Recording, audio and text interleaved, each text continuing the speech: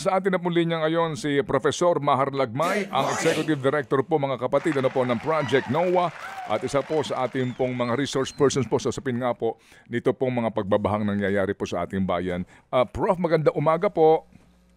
Hello, magandang umaga, Ted. Opo, salamat Long sa time no panahon. see. Opo, kasama ko din po si Chacha. Prof, ito lang ho Ay, muna. Chacha, hello. Opo, just a little background there. Ito ho bang ating Project NOAA o Nationwide Operational Assessment of Hazards ay existing pa rin kasi nga na-defund kayo nung panahon po ng Pangulong Duterte? Existing pa po. Bali, in 2017, it was adopted by the University of the Philippines. At ayun, tuloy-tuloy po ang aming trabaho, kaya lang hindi na national scale, kung hindi sa mga LGUs, mga gusto magpatulong. Okay. And yun pong dati rating po na, di ba meron pa kayong isa, yung Project Isaiah, sana po, na magiging, kumbaga, yung pagpapalago ng ating pong pagbabantay nga dito po sa mga dapat na masuri na mga lugar na maaring tamaan ng kalamidad. Ano nangyari doon? Opo, nag-freeze tayo, no? Nagkaroon ng problema dun sa problem. internet. Ayan, okay. Kasi, Opo, yung pong Isaiah, the yung director, NOAA, Prof. yung NOAA is really a program, no? At tinawag lang namin na imbis na NOAA program, Project NOAA ang pinangalan namin kasi mas maganda ang dating, 'di ba? Mas sexy. At syempre, yung science kailangan naming i-communicate, kaya namin tinawag na ganon. Pero yung programa po na yan ay mayroong 19 projects under them. Yun po yung mga pinopondohan. At isa doon ay yung Isaiah nga. At ayun po, nung wala na mga nawala na ang pondo, tumigil na po yung programa ng NOAA. At yung NOAA mismo, dahil naging kilala siya, para maganda ang acceptance siya noong panahon na yon, ay inadapt yung project NOAA. Naging UP NOAA Center. Ang maganda po kasi niyan ay yung experience, yung institutional memory, yung mga trained na mga researchers, yung lahat ng mga pinaggagawa ay nandun pa, no? At skilled yung mga tao at kaya namin ibalik yon dahil nandyan pa po yung mga tao na gumawa po nung nagsimula ang Project NOAA. Opo. Professor, patuloy ho ba ang ginagawang pagsasaliksik ng inyong mga researchers sa NOAA? Meaning, hindi pa ho tapos talaga kumpleto ang inyong pong pag-aaral sa bawat sulok ng Pilipinas tungkol nga po dito po sa ating disaster assessment? Nako, never ending po ang pag-aaral sa disaster kasi merong kasabihan na disasters unfold in many ways and we only learn the lessons once they happen. So hindi po tumitigil talaga ang pag-aaral diyan. Pati nga ang ating Pilipinas ay 300,000 square kilometers. Wala akong alam na barangay na hindi posibleng magbaha or parte ng barangay na hindi posibleng magbaha. So kailangan talaga natin na palawakin pa kasi hindi matatapos ito ng kaagaran, ano? It will take generations to be able to completely, kung magagawa man natin itong ating mga suliranin patungkol sa mga baha, sa mga storm surge, sa mga landslide, sa mga paglindol na hazard, sa mga pagputok na bulkan na hazards. Marami pa pong pwedeng gawin kasi palaging may bago sa siyensya. At nakakalap natin yan, hindi lang dito sa Pilipinas, kung hindi sa buong mundo. At palagi dapat sinasaliksik yan. At fortunately, hindi pala, unfortunately, ay hindi na natuloy ito kasi yung mga pag-aaral na yan ay sana na isasalin natin doon sa ating DRR efforts nationwide. Kaya nga po ang tawag sa kanya NOAA operational research ang ibig sabihin ng operations assessment. So kumbaga kung ano yung bago, yun yung hinaharap natin sa panlaban sa mga dilubyo. At yun po, maganda nga kasi hindi nga siya tumigil, nandun yung institutional memory, nandyan lahat na pinapakalap pa. Although from a national scale, naging local scale. Ang magandang balita, Ted, is that yung Congress at saka Senate ay has been marami sa kanila have been calling me. Tapos mayroong mga nagsulat ng mga bill, no? Si Senator Legarda, si Senator Bam, si Congressman Javi Benitez, si Congressman Po, si Congressman Recto. Baka may nakalimutan, Congressman Salceda, baka may nakalimutan pa ako, no? Pero suportahan po natin yan kasi ini-institutionalize po yung UP Resilience Institute to become the National Climate Resilience Institute, kung saan yung core component nun ay yung dating Project NOAA. Okay. Oo. Opo. Sige nga po, kasi nga kaninyo, ito pong NOAA ay bahagi nga dapat ng DRR, yung Disaster Risk Reduction na kilos po ng ating pong gobyerno. Tanong lang po namin, Professor, yun pong inyong mga ginawang pag-aaral na klaro po naman ano po, yung mga no-build zone, yung mga prone sa flood, etc., yun, ano ba ang tugon ng mga LGUs dito naman? Ilan po kaya ang sumunod, kung meron ho kayong data dito, ilan po ang tumalima doon po sa pag-aaral ng NOAA at ilan po ang hindi ho ito na pinansin man lamang kaya po nagkaroon ng mga delubyo? Well, ako, bali ganito, no? Nung 2017, meron nga talaga tayong mga mapa sana, no? Natuto din kasi tayo doon sa Yolanda. In fact, nung sa Yolanda, nagkaroon ng joint memorandum circular. Nandyan po lahat ng mga ahensya, DILG, DPWH, DOST, DENR, adoption of land use classification based on hazards. At nung natuto tayo doon, meron tayong mga sinabi na ito, pag ganito yung kulay ng hazard sa mapa ay dapat iwasan, walang permanent settlement.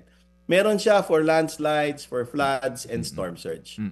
Ngayon, nandun po ako kahapon do sa TWG meeting ng DPWH, yung Technical Working Group. At na-bring up ngayon na dapat gamitin natin yung mga natutunan natin simula sa Yolanda pa lamang. Kasi tinatanong paano ba natin i-implement yon yung mga natutunan natin dati, hindi yung natututo lang tayo ulit ngayon. At yon, na-bring up ulit yung adoption of hazard zone classification para magamit talaga ng mga LGUs, no? Kasi parang nakakakalimot tayo do sa mga aral noong mga nakaraang disasters. So bilang parte ng TWG, iyon, binanggit po namin yon. Pero para sagutin ko yung tanong ninyo, no, mahirap. Yung natutulungan lang po namin, siguro mga about 30 to 40 cities and municipalities all over the country. Mahirap po kasing gawin yan. So dapat natin palawakin yan. Kasama yung climate change para risk-informed and science-based yung plans na may kasamang climate change. Ngayon po parang nare-recognize ng government na importante ito, gawa na nga siguro ng mga pangyayari nitong na bagyong Tino, ay sana ma-implement natin na mas maganda para yung LGU ay naka-classify nila na mabuti na isasali do sa master plan para long term yung development nila ay tuloy-tuloy at hindi nawawasak yung economic growth ng mga dilubyo. Opo, sige po. So mamaya itong inyo pong itong inyong TWG para nga po sa mga paparting na mga bagong proyekto ng gobyerno. Yung pong nangyari sa Cebu kung saan nga po sila ang may pinakamaraming namatay nang dahil po dito kay Tino dahil po sa flash floods. Sa inyo pong paunang pag-aaral, ano ang inyong assessment? Ano po ang nangyari kung bakit po ganon na binaha ang mga subdivision hanggang bubong, matataas na mga bahay at sobra po ang tubig at mukha po yatang hindi nakayanan ng kanila pong river wall? Bali, malakas talaga yung ulan. At yung ulan na yon ay mas malaki ang gagawing baha kumparado doon sa tinayong mga dike. No? Kasi yung mga dike merong certain design level lang yan, up to a certain level of flood. Pag mas malaki yung ulan, mas malaki yung baha. So ma-overwhelm yon. At yung na-overwhelm na mga lugar, yung tinatawag na floodplains. At yung mga floodplains na yon, yun yung mga kung saan nakatayo ngayon yung mga nakita natin sa social media ng mga subdivision at kabahayan na tinamaan ng baha at may mga nasalanta. Ayun po, yun ang mga kailangan natin na nilalagay dun sa zoning ng mga LGU ng bawat munisipyo na pati yung mga climate change scenarios, nasa batas ito by the Op, way, Doc Ted, ano? Ay, mm, Doc Ted, mm. Ted. Opo. In 2018 pa, no, may fancy term na nandun sa GAA, yung General Appropriations Act.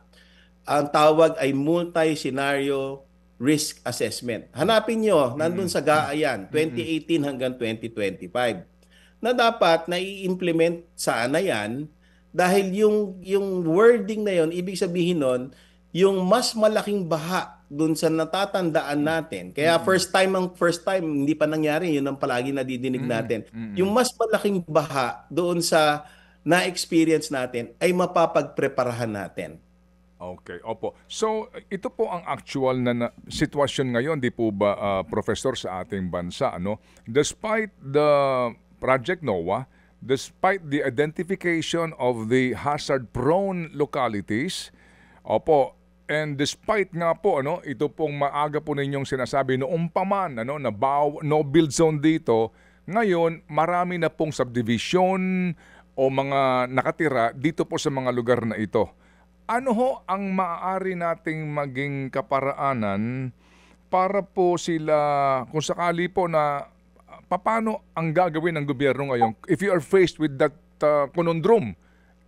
Floodplain, naandun ang subdivision landslide prone, nandito yung tinayong pabahay ng NHA. Naandidiyan na yan, ano po ang pwedeng gawin ngayon ng mga LGUs dyan o national government?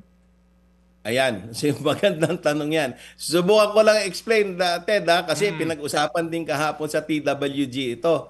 Ang sinabi kahapon ay yung mga LGUs nagtatanong din, anong gagawin namin dito? I-resettle ba natin o hindi? Saan namin dadalhin yung mga tao kung sakasakali? At kung na-resettle ba, meron bang ibang panganib na nandun? Yan po ang kagandahan noong NOAA. No? Kasi yung NOAA, bukod sa tinutukoy niya yung mga flood, yung mga areas na mapanganib, yung mga hazardous areas, tinutukoy din niya kung saan yung pinakaligtas para doon mag-settle, doon mag-develop, para kahit dumating yung susunod na baha, ay ligtas yung mga tao.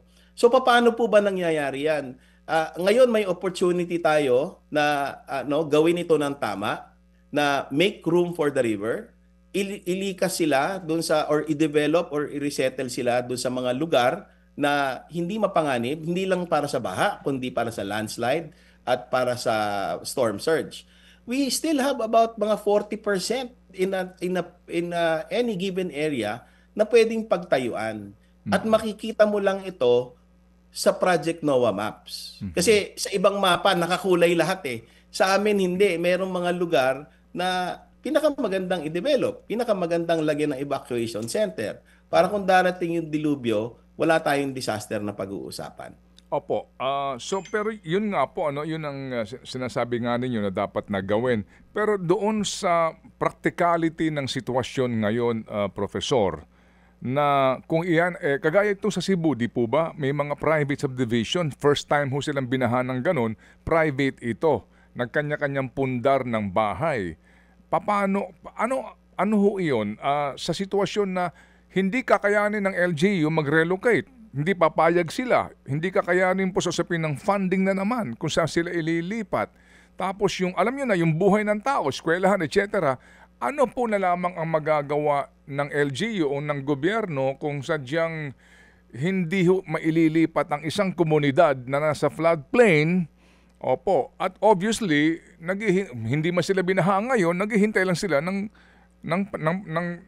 siguro ng isang pagkakataon na baka sila naman ang bahain. Paano kaya yun, Professor? Oo. Meron tayong mga short-term solutions at saka long-term solutions, Ted. No? Halimbawa, talagang ayaw umalis, nandun pa rin sa floodplain at alam natin may panganib, dapat sinasabi natin doon sa mga subdivision owners na may risk diyan na dapat pag may sama ng panahon, lilikas kayo. So dapat na-i-inform din sila. Pero long-term solution ay siguro mas maganda na nga make room for the river, ilipat sila. Or kung hindi man masyadong malaki man yung mga kailangan ilipat, subukan natin ng mga tinatawag na mga flood control interventions. Pero hindi yan nangangahulugan na puro dike yan at konkreto. Merong tinatawag na mga nature-based solutions. Halimbawa, kapag ibalik mo yung forest cover. So, doon sa isang pag-aaral namin, kung 11 million cubic meters yung tubig na binubuno natin na magiging baha, just restoring the forest cover, 1 million cubic meters na kaagad na mababawas. So tapos pwede nating dagdagan yan ng mga retention basins, mga detention basins, rainwater harvesting, maglalagay tayo ng mga sponge roads. Pwede ka rin naman maglagay ng dike, pero last resort na yon. Pag nakita mo na yung may residual risk pa rin. Para pag tinayo mo yung lugar na yan, ay yung dike na yan, ay maliit na lang ang tubig at mas magiging epektibo. Kumbaga, no single solution or intervention will do it, will solve everything. Kailangan ipagsama-sama na natin lahat, pag-isipan lahat. At ang maganda nito, ang role ng Project NOAA is once na pilinano mo lahat, ito yung mga sinuggest na interventions, kaya natin i-simulate lahat yan sa computer at malaman natin kung ito ay magiging epektibo o hindi. So, kumbaga bago ka nag-invest, alam mo na kung gagana siya o hindi. Okay, opo. Sige, so kumbaga ho, Doc, sa ngayon na mga may nakatira na sa subdivision, ano ho, o mga pabahay mismo ng gobyerno, oo, na naitayo sa mga hazard-prone areas, dapat wala nang dagdag. Hindi na dapat pumayag ang bawat LG na nadagdagan pa ng tao. Ganun po yun. Yun ang unang-unang dapat gawin nila. Oo. Actually, may nakikita ako mga pictures ng 1980s. Wala namang settlement doon sa mga ilog na tinamaan eh. Ngayon, talagang punong-puno, no? Parang ocean of rooftops na nakikita mo doon sa tabi ng ilog. Problema ng development 'yan, 'di ba? In fact, may kasabihan nga, disasters are manifestations of unresolved problems of development. So kapag hindi mo pilinano ang development, darating ang panahon, lalo na lumalaki yung populasyon, nagiging overcrowded, hindi ka nag-zoning, ay magkakaroon ng mga settlement nga doon sa mga lugar na mapanganib. So napaka-importante ng urban planning, napaka-importante ng comprehensive land use development planning. At pag ginawa mo yan, nandun papasok yung zoning, nandun papasok yung kaalaman sa mga dilubyo, saan mo iiwas yung mga tao. Tapos yung pag-develop nila ay ayon dun sa vision ng community. Kasi may stakeholder consultations yan. Ano ba ang gusto nila? Development ba o pangalagaan itong ganitong kalikasan na ito? Gitna ba ang gusto, no? So depends on what the vision of the people in the community would like their community to become. So diyan pumapasok po lahat yung community planning. Pero again, long term ito, 'di ba? Pero yung short term, ilikas natin yung mga tao kasi meron naman tayong monitoring at maganda na naman ang ating mga warning na alam natin pag may kakabaha o hindi. Opo.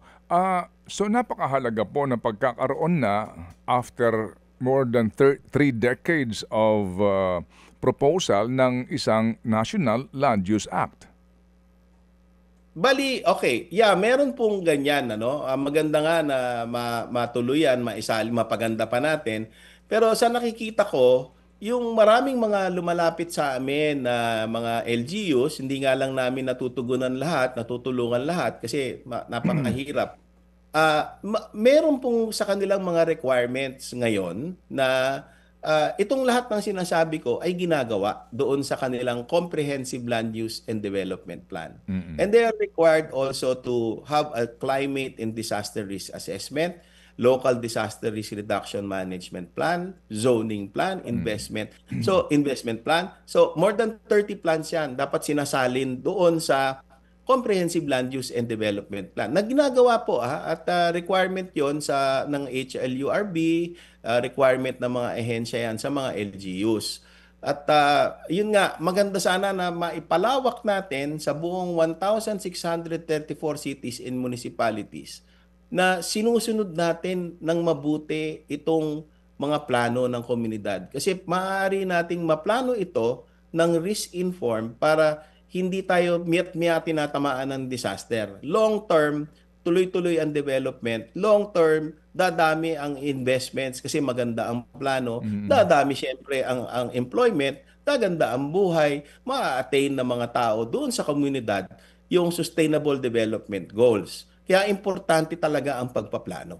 Opo, kaya nga po. So, kapag meron pong National Land Use Act, ito po yung national, pero po bawat lokal din ay dapat parang sumunod roon sa national policy. Halimbawa siguro itong tanong ni Chacha dito sa ano itong komunidad na itinatayo sa bundok. Oo. Yes po. Professor, may mga nagsasabi po kasi ng mga netizens natin na ito daw pong Monterrasas de Cebu na nakatayo po dyan sa kabundukan, sa Cebu mismo, may epekto po ba ito dito sa nangyaring malalang pagbaha dyan sa Cebu? May pag-aaral po ba kayo dito? Kakayanin. Ang dami ko kasi, pasensya na, ang dami ko kasi mga ginagawa ngayon recently, pero pag-aaralan namin yan in terms of alimbang drainage network bumaba.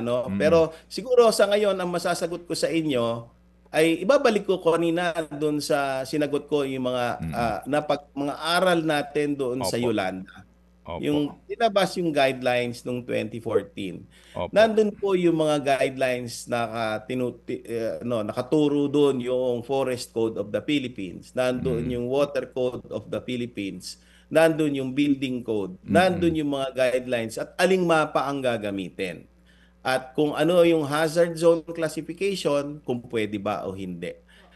Yun, i-refer po natin kasi napakahaba po, no? Hindi ko masasabi siguro. Baka maubos yung oras natin dito sa programa nyo, Ted. Ayun, so adoption of hazard zone classification, ginawa ito after Yolanda. So magandang basihan nito. So kung ma-implement natin ulit ito at magawa natin ng magandang example, kunyari dito sa nangyari sa Cebu, we can use that as a lesson, no, to be able to cascade it all over the Philippines para maisalin na rin natin yung climate change, kung kailangan na improve yung ating land use plan, yung ating batas. By all means, sana makonsulta kami ng Congress kasi marami po kaming karanasan, tinutulungan yung mga LGU. Yun yung maganda na na-adapt ang UP, ang Project NOAA. Kasi noong na-adapt kami, ang daming mga mayor na lumapit sa amin, tinulungan namin at nag-create sila ng land use plan at ang dami po namin natutunan dito na hindi lang pala evacuation center ang pinagpaplanuhan pa rin natin yung impacts sa agriculture, sa health, sa energy, sa education, sa tourism, lahat po yan affected Hindi enough na magturo tayo kung nasaan yung panganib. Dapat inaalam natin ano ba yung scientific interventions. Kailangan po ng research niyan. Hindi pwedeng yung research yan ay nanggaling Europe kasi local dapat yung intervention. At ayan po, gusto naming isulong na makipagtulungan sa mga SUC, sa higher education institutions, kasi yung research po dyan na lokal na pwedeng isalin doon sa development plans ng komunidad ay nandun po sa mga eksperto sa mga kolehiyo at mga universidad. Professor, wag tayo maging specific dun sa isang project lang. But in the past, sa pag-aaral po ninyo, kapag nagtatayo ng malaking proyekto sa kabundukan, gaano po kalaki ang epekto nun? Pagka may malakas na naulan, dun sa water flow na nangyayari nung wala pa yung structure, nagkakaroon po ba talaga siya ng effect? Well, depende po, kung nakaharang sa ilog yun, di mababarahan. Sabi ko kanina, kapag natanggal balik natin yung forest cover ng 1990, 1990, kung 11 million cubic meters ay mababawasan ka agad dun sa watershed na yon ng 1 million cubic meters. May baha pa rin, kaya lang mas maliit na. Dagdagan mo pa ng other interventions, multiple interventions, ayun. Kasama ang land use planning, making room for the river, doon po parang gaganda yung mas magiging livable yung komunidad, ligtas sa pahamak. Okay, so puntahan na po natin tong inyong TWG. Ano po, ang sinasabi ni Secretary Dizon, wala daw pong aaprubahan ngayon na mga plano o proyekto ng DPWH na hindi muna dadaan sa inyo kasama po yung ilang pang miyembro ng TWG. Ito pong trabahong ito, parang full-time ito, Prof, kasi ang daming projects ng DPWH. Kayo ba ay may panahon dito? Meron ba kayong kaukulang staff para dito? Kasi nga sinasabi, lahat ng proyekto na may kaugnayan po sa flood control, bago aprubahan, dapat dumaan po sa inyo. Bali kinuha po ng DPWH ni Sec Vince yung yung Project NOAA. Maraming pong tao sa Project NOAA ngayon. Pero kung gagawin yung nadinig ko kahapon na ang daming mga cities talagang kailangan mag-expand, no? Meron tayong kakayahan, may kapasidad tayo to do it, kailangan lang natin expand yung operations. That means we need to get some more funding, no? At yung funding na yan ay binibigay naman, no, for 2026 para magawa natin itong mga yung mga kinakailangan, no? Hindi kasi ito parang lang dahil gusto natin. It's a need. It's a need. We really need to do this. At yun nga, nakikita ko na ang concentration muna ay dito sa Cebu, pero magandang set the example there para yung buong Pilipinas ay matuto doon sa mga disaster natin na nakaraan. Kasi hindi po titigil ngayon yung disaster. Malaki pa, gagrabe pa ito, may climate change pa. So maganda na natutuwa kami na sinama kami dito ng gobyerno at pupondohan para to scale up the operations. Kasama ko po dito si Academician Glenn Tabios, ang pinakamagaling na flood expert natin dito sa Pilipinas, dating chairman ng National Hydraulics Research Institute, si Yusek CP David ng DENR. At pagtutulong-tulungan po namin na si Babe Singson nandun din po kahapon. Nakita ko din yung mga ibang mga yung gumawa ng parang master plan ng flood control na pinopose noong 1990s, no, si Dr. Haas. At ayun po, pagtutulong-tulungan po at titignan natin yung NIA nandun din po yung DPWH na bata, kakagaling lang nila sa Nagoya University, Tokyo University. I'm very hopeful na maaayos natin to, mapapalitan natin for the better in the future. Opo. DOST po, sir, may kasama kayong taga DOST? Kahapon wala po akong nakita, pero marami din po sa DOST na pwedeng makatulong dito, no, lalo na sa mga pagpaplano. In fact, sa plano talaga naman itong dito sa, like for example, yung LDRRMP.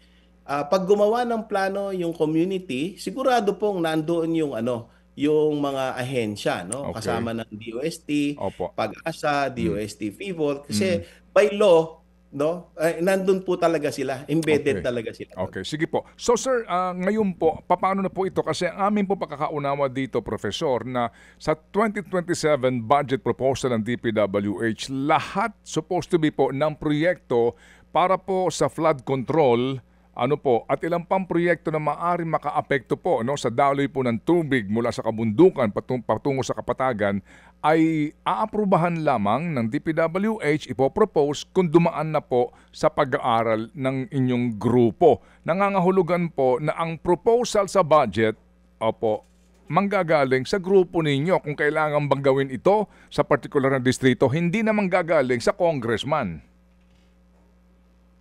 Ayun po, bali walang proposal na hindi dadaan sa amin kasi baka makagrabe pa ito, no? Makaperwisyo pa ito dun sa plano. Kasi kung halimbawa isang distrito, isang LGU lang ang magagawa ng plano, hindi pinano ito mula bundok hanggang dagat, ay baka pag nagtayo ka, lilipat mo naman yung baha dun sa kabila. Di ba? Hindi pa yung tubig hindi naman siya titigil sa administrative boundary ng munisipyo. Tuloy-tuloy ang daloy niyan kung saan niya gusto, saan pinaka yung path of least resistance. So kailangan ng pag-aaral ganon. At kapag hindi ayon doon sa na wala namang epekto. Gaya nga ng sabi ko, kaya namin i-simulate lahat ng mga design ninyo para malaman kung epektibo o hindi, makakaperwisyo o hindi. So yun po yung sinasabi na dadaan sa amin. Gagamitin natin yung siyensya para maging maganda yung desisyon natin, yung investment natin ay hindi masasayang. Ayun, so kumbaga po, kagaya po nitong baha sa Bulacan, may pinanggagalingan din po ito ha. Hindi yung sa dagat nang gagaling ano po ha, na kapag high tide, automatic talaga tumataas. So sa Bulacan po, nanggagaling pa ito sa upstream. So dapat po yung pag-aaral sa mga proposal ng flood control sa Bulacan, dapat sangguni sa pinanggagalingan ng tubig sa Tarlac halimbawa po, Nueva Ecija. May tawag po diyan, Ted. Ridge to reef or mountains to the sea approach, watershed approach mula dagat ay mula bundok hanggang dagat. Hindi ito yung basta naisip natin ay magtayo tayo ng ganito. Hindi po ganon. Dapat inaalam natin ano yung pinaka-epektibo. Hindi ko sinasabing hindi kasama yung dike, pero it's supposed to be the last resort after you've exhausted all other possibilities na pwede nating gawin na mas sustainable and more cost-effective. Yan sa Cagayan ngayon na perennial siya, taon-taon na lang sa bawat tag-ulan, tagbaha nangyayari. Pero ngayon, lalong tumataas. We have the Chico River, Cagayan River factors po dito. Kayo ba may pag-aaral na doon? Ano ang pwedeng solusyon dito para mabawasan man lang po pagbabaha sa Cagayan, halimbawa? Yun po, no, meron din po kami, tinulungan din po namin yung Tuguegarao tsaka Igige. In fact, nakita nga namin na talagang babaha, no, doon sa lugar na yon, ditong Bagyong Uwan. At nasabi din namin na kasi akala natin tapos na, no, after nung nag-exit na yung yung Bagyong Uwan. Sabi din namin na ay hindi, maghintay muna kayo one day, sometimes more than 24 hours, bababa yung tubig mula sa kabundukan at magbabaha. Yun po yung mga importante, no? Kailangan nakikita na yung experience ng NOAA, nakikita nila yon kasi paulit-ulit lang naman itong nangyayari. Hindi naman first time nangyari ito sa sa Cagayan. Nangyari ito nung Ulysses noong 2020 o 2021 ba yan? Nangyari ito nung mga ilang mga bagyo na dumaan diyan. At ayun, parang gusto natin na maiplano, magamit natin ng pinakamatindi yung siyensya para hindi tayo nagduro sa miat-miya kada taon dahil grabe pa po ito. So this is the turning point, I think. I believe that this is a turning point. Suportahan niyo po kami kasi gagamitin natin ang siyensya. Hindi ko pinapangako na lahat mauubos, pero mababawasan natin sa tamang pagpaplano. Kapag plano ay risk-informed and science-based. Oo. Professor, bakit po ba ganun ang nangyari? Bakit ba ngayon lang natin gagamitin yung science para dito sa mga proyekto natin? Bakit bakit may nabanggit po kasi kayo na sa ibang mga proyekto hindi ginagamitan ng scientific studies? Anong basis ng mga halimbawa DPWH projects na yon? Para po ba mas mapabilis or kapag hinaluan ng scientific study, may iwasan ng korupsyon kaya ayaw nila?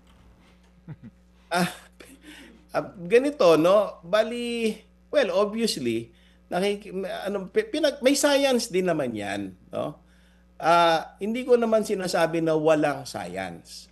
Pero, there is what we call as more frontier science. Okay? Merong tinatawag na more advanced technologies. Yun ang nakikita ko na hindi pa natin nagagamit, no? Kasi merong mga advanced technologies, for example, to map out the floods. Saan titigil, ganong kataas. Nakita natin ito sa social media, nakita ko yung isang description doon, yung mapa ng NOAA doon sa Cebu, kung saan nagkaroon ng baha. Ang description niya, eerily accurate. Kasi doon sa subdivision niya, kung saan nakalagay yung baha doon sa mapa, saan ito tumigil, yun ang nangyari doon sa kalye ng subdivision niya. That's why she called it eerily accurate. So, gamitin natin, di ba? Parang, kung meron naman, gagamitin natin dapat yan to its full extent At hindi ko din sinasabi na wala nang pwedeng mas bago pa dyan. Palaging merong bagong darating na mas makakatulong sa atin. Oo. Doon po sa nangyari sa Cebu, dahil sabi nyo kasama na yun sa naging study, sa zoning mismo, dapat bawal talaga tayuan ng bahay. Kanino pong lapses yon? Is it the LGU? Nasa national agency po ba? Kung bakit napayagan pa rin po yung pagtatayo ng mga bahay doon? Mahirap magsalita ng final, pero ayan, iniimbestigahan yan, pero ang pwede kong masabi as of the moment, kung nasunod yung mga mapa at may karoon ng tamang pagpaplano, ay pwede sanang na-avoid yon. Opo, sige po. And again, sabi nga po ninyo, itong mga nandidiyan na ngayon na mga pagkakamali, meron kayong mga sinasabing solusyon, At doon sa mga hindi mo na maililipat for so many reasons, dapat sa panahon na mayroon ng babala, magsilikas, ilikas sa mga tao to save lives. Professor? Yan na po magagawa ngayon. Halimbawa, maganda itong Kasiglahan Village sa Rodriguez Rizal. Prof, alam niyo ho ito Yes. yung NHA housing na talaga namang amputek hanggang bubong. Kasi po, nagtayo ng pabahay ang NHA mismo po sa paanan ng bundok na doon dumadaloy ang putik at baha. Professor, sa ganun pong sitwasyon, dapat relocation o warning na lang? Well, unang-una hindi dapat doon tinayo kung nagamit natin. Kailan po ba tinayo yung NHA housing na yan? Opo, ito po itinayo, I think panahon ito ni Pangulong Fidel Ramos na proyekto. Matagal na. Oo. So, itong siyensya na ito, yung sinasabi ko, ay simula pa lang ito noong 2012. Kumbaga, baka hindi natin nakita noon. Yan, so kaya nangyari yan. Pero meron pa rin kasi ako nakikita na mga eskwelahan, mga health center, na nakatayo sa mga, pati evacuation center, evacuation Opo. center. Ang dami kong nakita na mga nasa evacuation center na kung saan doon sila namatay. So, bigay na natin ng example, yung Compostela Valley. Bigay na natin yung example sa Tacloban, noong Yolanda. Maraming mga ganyang mga cases. Pati yung Kusyong dito sa Maguindanao. Yan ang trabaho namin. Inaalam namin, inahanap namin yung mga leksyon. Paano ba natin to maayos?